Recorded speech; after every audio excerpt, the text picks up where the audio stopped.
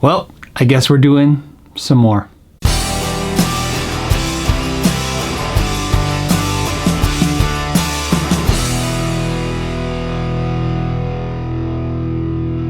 Hey guys, today we're going to do a Sharpen My Axe that's a little bit different. In fact, I'm hoping you guys enjoyed as much as I did it, because it was, this is definitely crazy. We wanted to up the ante for the second season of Sharpen My Axe. That's how we're kind of looking at this. We did the first 10, 11 episodes, and we'd like to do another 10. And we might even have a sponsor coming, which is great.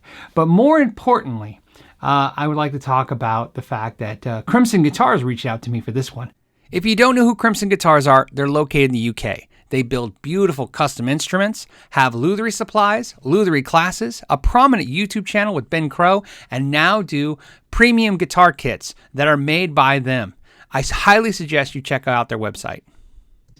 So what did we do? Well, this is what we did. Check this out. So I'm doing an unboxing. Very carefully. First things first. What do we have? We have a solid ash Telecaster body. I'm sure you guys can deduce the next thing is a neck, but what kind of neck? Besides Telecaster style. I'm going to say, yeah, it's a Telecaster style. But, let's see what it is. What do we got? We have a maple Telecaster style or neck with ebony fretboard. Okay. There is some kind of cool vibe to the fact that it's made in England by a premium guitar building company. This is a really cool idea. It's no different than if like Sir Guitars or other high-end guitar companies were to start selling you essentially their necks, raw material necks and bodies to see if you want to mess with them. So they asked if I would do this. I said yes, and they sent it to me, and I thought, here's what's cool about this guitar. It's coming from England, and it's going to America, but more importantly, it's going to where I live. It's going to the desert. It's Arizona. And I thought, how can I do something with this guitar that gives a, maybe my local vibe, put a local spin on a guitar that they have. But more importantly, I thought, what can I do to a guitar that's pretty much hard to do anywhere else? I got my brain going, and I came up with this. This is it, and it's finished glory. Hold your horses. I want to explain real quick what the motivation comes from.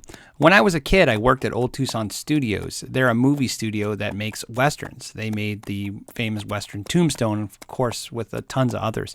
And I was a gopher. If you don't know what a gopher is, that's someone who goes for things, go for the ice, go for whatever they need.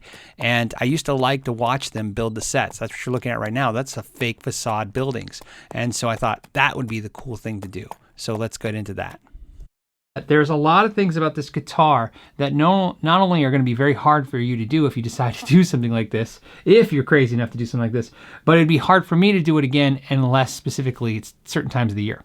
This guitar was delivered to me, and when it was, I'm not kidding, the day it was delivered, it was 115 degrees outside, Fahrenheit, here in Arizona. So I wanted to cook this guitar. I wanted to actually set it on fire.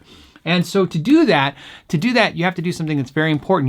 You have to seriously dry out the wood to extremes, because if you've ever thrown a log into a fireplace and heard a giant pop or seen a pop, what that is that's the moisture inside the wood. It's cooking. It's actually boiling and expanding, and then it actually pops the wood open, expands. So with this guitar, when I was cooking it in fire, I was very aware that at any point this guitar could split open, whether the body and especially the neck. So to stop that from happening, what I did was I put the body and the neck in a tin box. I have this, it's aluminum box, and I left it outside in the sun all day, and then at night kept it in the garage. So it was kept in a natural environment, by the way. I didn't have to synthetically create anything. It was probably kept at an average of about 105 degrees, consistent 24 hours a day without any kind of drop in that temperature. So 105 to 100 and, probably 125 degrees. And average humidity is about 5%. So in fact, I was able to take almost an entire pound of weight off the guitar that's how I kind of could tell how much moisture I was taking out of the instrument, which was to keep weighing it. And then when I got to about a pound, a little over a pound, I thought, okay, well, that's a lot of moisture. Once I cooked all the moisture out of the guitar, it was time to basically just take a acetylene torch and start cooking the guitar. Now, if you notice, I'm almost painting the guitar. I'm using it to highlight the grains. And there's a reason for this. One, it's going to give it a look for sure. But secondly, that's probably more important, is when you use the fire to kind of hit the grain more so, the grain, when you sand it, will get kind of taken out of the guitar and to give it this three-dimensional texture kind of feel. So I know you won't be able to feel the guitar in this video, but when you do in person, the guitar feels very old, like the wood has been, kind of rotting and shrinking over years and years. It just gives it a really cool look. Now, to give it the look I wanted, I basically cooked the edges even more so than the top and the back of the guitar. Not so much to give it a kind of like a like a stain look, but I just thought it would look really cool. I wanted this guitar to really have that Western motif, and so I was just really kind of fixated on that. As you can imagine, with a guitar like this, you're going to do a lot of sanding. The most important thing is you have to take away all of the cooked, burnt material off the guitar before you could ever stain it or do anything with it. I've never sanded a guitar as much as I've sanded this guitar. That's for sure. So the next part of the project is definitely the hardware. I sanded the patina off of everything to get it ready, got stuff down to the basics of what I could get it to, and then I rusted the hardware. So let me show you how I did that. I don't like chemicals. I know a lot of you use like muriatic pool acid and all kinds of chemicals to etch or rust out gear or hardware. I'm using a natural solution that I made. It's vinegar, white vinegar, distilled white vinegar, hydrogen peroxide, and pure salt. I don't use any kind of perfect mixture except for the majority of it, the base of it is white vinegar, a little salt, some hydrogen peroxide. Now again, you could probably measure this out. As you can see, I'm just doing it in that ratio. But basically, you're just going to go ahead and sand the finish so it's exposed, drop it in. It kind of has this effervescence kind of look to it. And when it comes out, the material is rusted. For the knobs, I used beer bottle caps and glued them onto amber plastic knobs. And then I started to proceed to kind of sand and rust them using the same technique I showed you just a minute ago. It came out great and it looked fantastic. Now, once I had the hardware done, it was time to do the neck. And this was the scariest part because I knew the neck, if anything, was going to crack. It wasn't like the ash where it's really dense. The maple is, of course, a dense wood, but it was a little scary. So I did it in layers. It looks like I'm really cooking it, but actually I did it at a much lighter pace than what you would imagine. And it came out great. But like I said, the neck shrank, that's for sure. But it plays fantastic. For the beer caster, I thought it'd be cool to use an actual bone nut. This is from a cow femur. So first thing I gotta do is get it to the right thickness. Using the belt sander, I will basically sand it down so that it will fit into the nut slot. Now, before I get it in there, I wanna make sure it's flat. So I'm using 250 grit sandpaper, and there you go. Looks like a perfect fit. Let's go ahead and check that. Now we'll go ahead and insert it in, and perfectly fits into the neck slot that Crimson Guitars has left me. The nut now is obviously very tall and too square. So using a radius gauge, let's go ahead and radius the nut. We'll mark it off with a pencil and then use 400 grit sandpaper to go ahead and polish and shape it into the design and shape we need it to be. Now, once we do that, I'll take my nut files and go ahead where I marked it with a pencil, with a ruler, and go ahead and start cutting the string slots. And here is the finished result.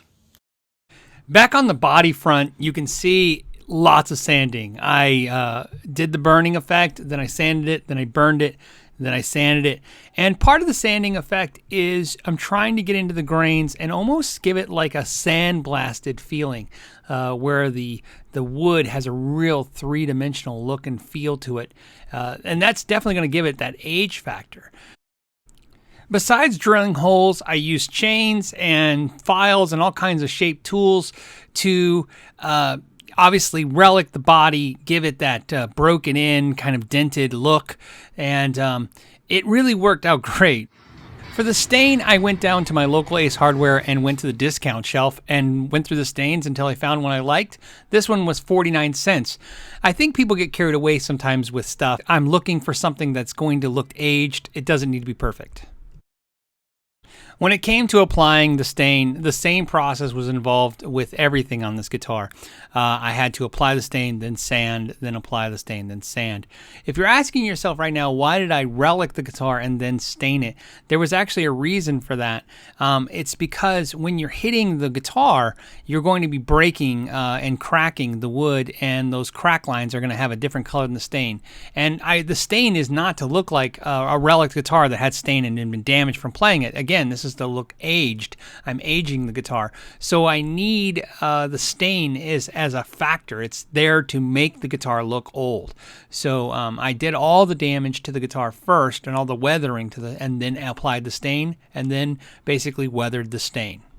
To install the bridge, I capo 2 strings at the first fret and run them through the tuning keys. Then I run the strings down to the bridge and use those as the guidelines for both E strings. That helps me center the bridge on the neck.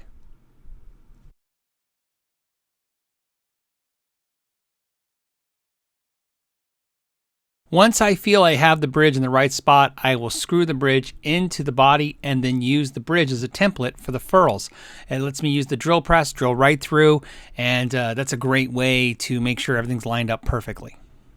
Once I drill those holes, I'll go ahead and through the backside and drill the larger holes to insert the furls, and I just hammer them in. Some people press them in. I've seen all kinds of techniques, but again, I'm kind of looking for a rough, rustic look, so I kind of used a soft brass hammer just because I wanted that to have that feel.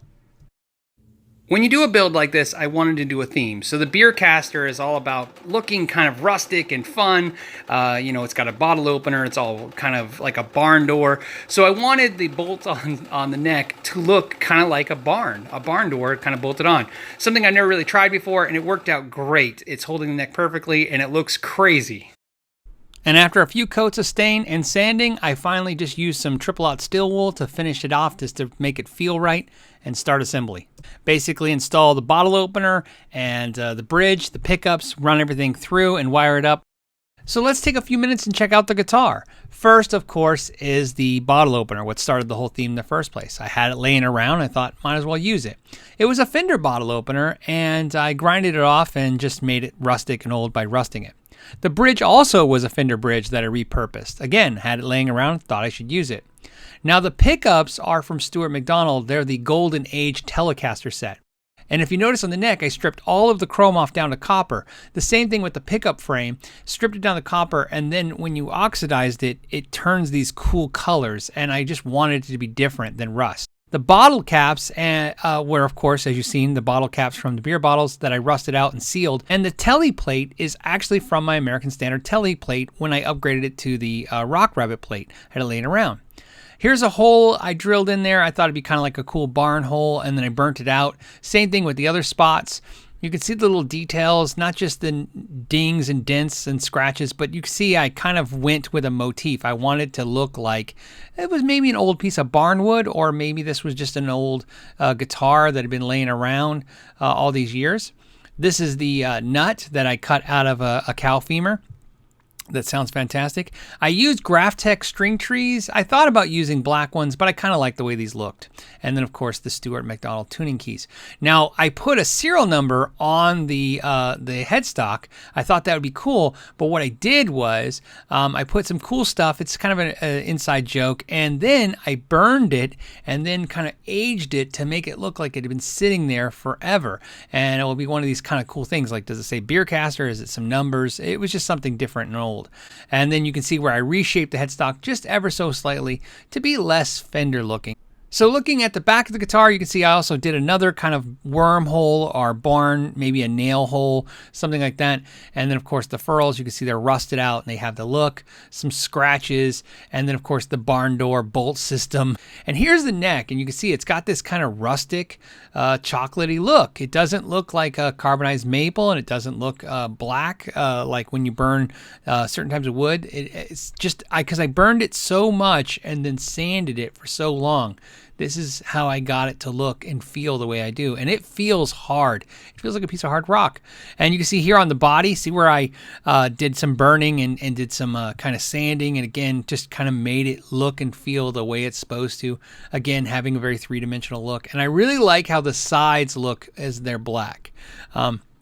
Because the guitar is so dark, I thought about adding some color and changing it up, but I really like the idea of just keeping the guitar the way it is. So that's why it was important to me to make the sides just almost jet black to make the front and back pop a little bit, even though it's a lot of one color, which is basically brown. All right, so let's check out the guitar.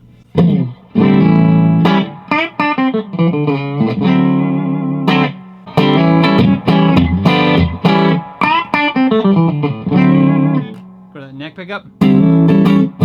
It's so much bassier on the neck pickup.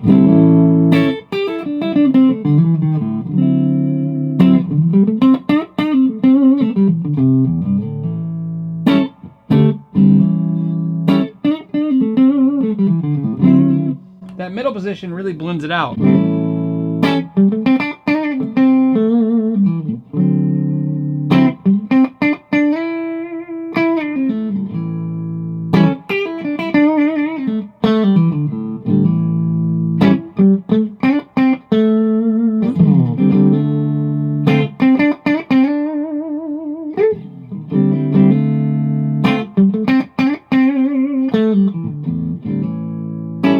Maybe I should play some country.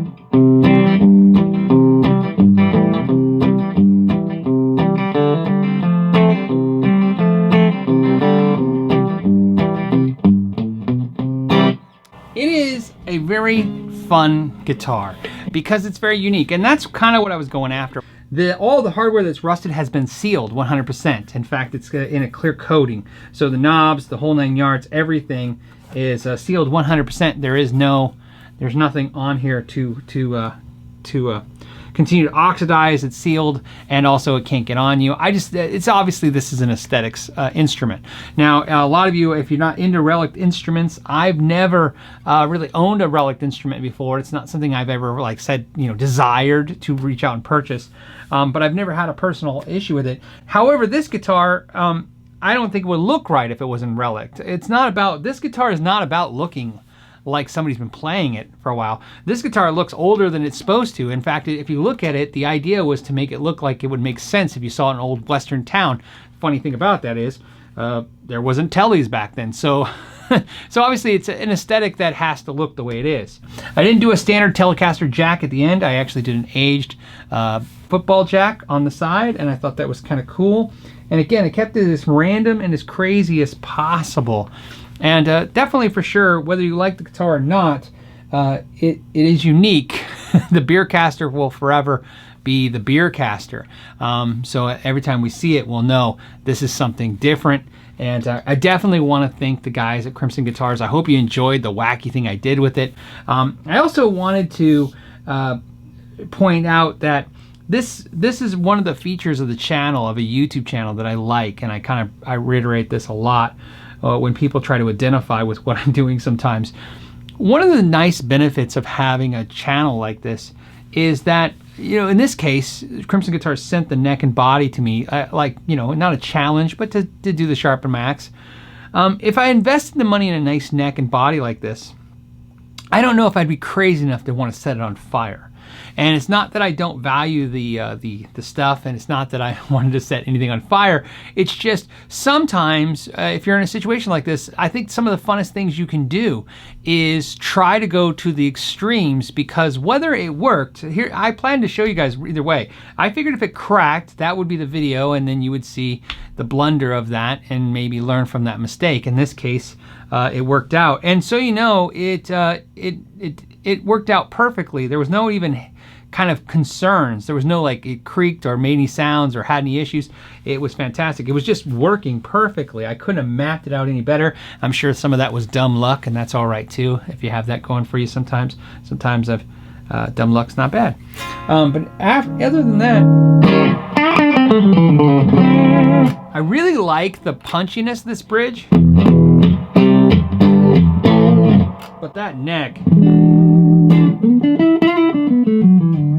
it feels like, every time I play the neck, it feels like the tone control's on. But it's not.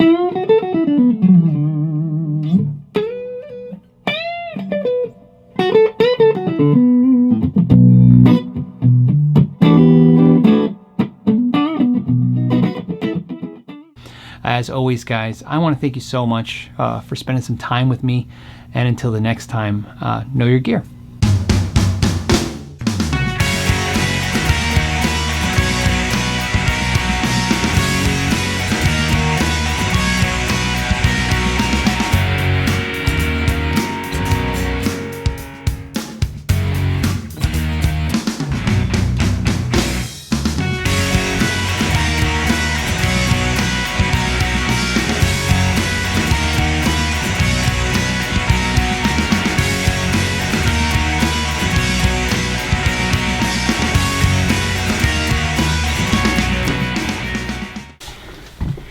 You didn't think I would let you guys go without showing you how it works, right? This is a lot of hard work. Basically, just go ahead, put your beer right here, lock it in.